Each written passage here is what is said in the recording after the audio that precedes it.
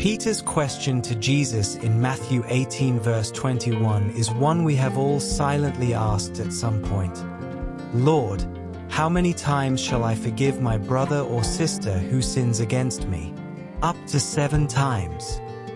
In Peter's mind, offering forgiveness 7 times seemed generous, even extravagant.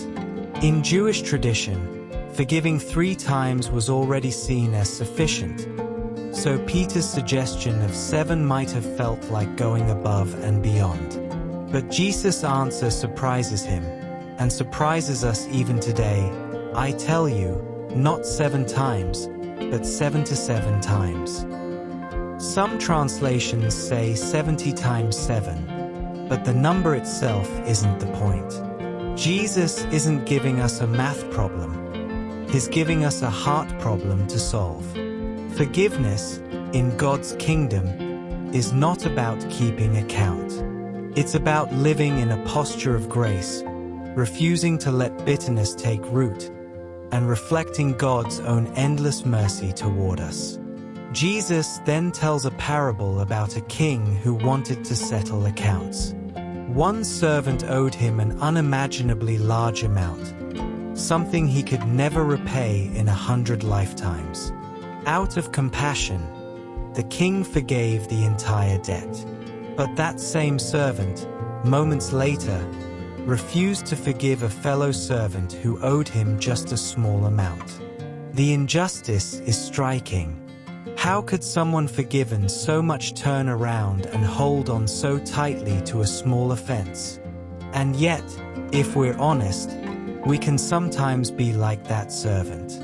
We freely receive God's mercy every day for our mistakes, our failures, our shortcomings. Yet we find it so hard to release others from the small debts they owe us. Forgiveness is not easy. It's not natural. Our human instinct is to hold on, to replay the hurt, to want justice in our terms. But unforgiveness is like drinking poison and expecting the other person to suffer. It binds us, not them. Jesus calls us to a higher way, a way that sets our hearts free.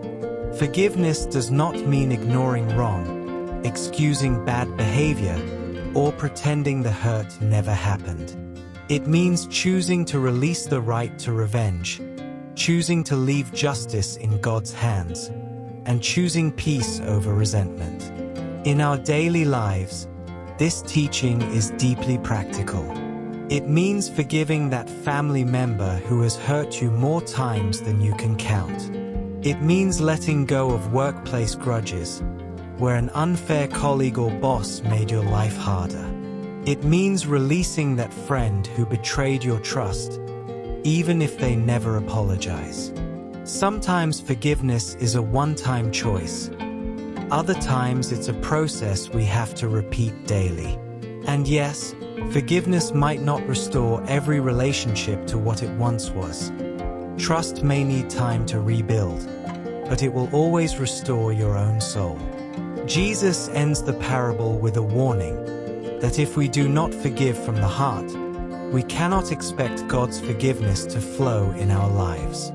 This isn't because God's love is conditional, but because a closed heart cannot receive what it refuses to give. The moment we allow grace to flow through us toward others, we open ourselves to experience God's grace more fully.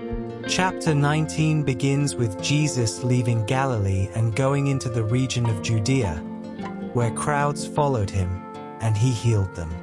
This movement reminds us that forgiveness isn't just a private, internal matter.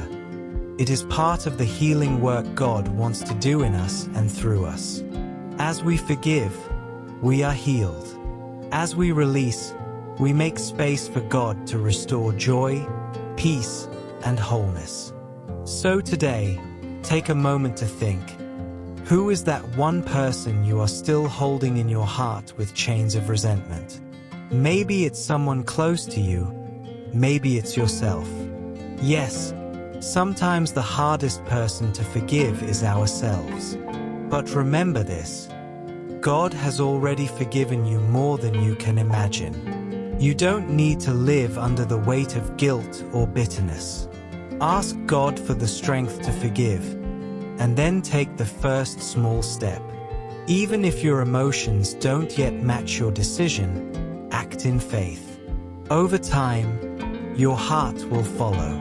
If we live out Jesus' teaching here, our homes would be places of peace, our friendships would be more resilient, and our communities would be marked by compassion instead of revenge. The world desperately needs more people who reflect God's mercy, people who forgive freely, not because others deserve it, but because God first forgave us. This is the heart of the gospel. Forgiven people forgive. And when we do, heaven itself draws near, and we experience a small taste of the freedom and joy that await us in God's presence.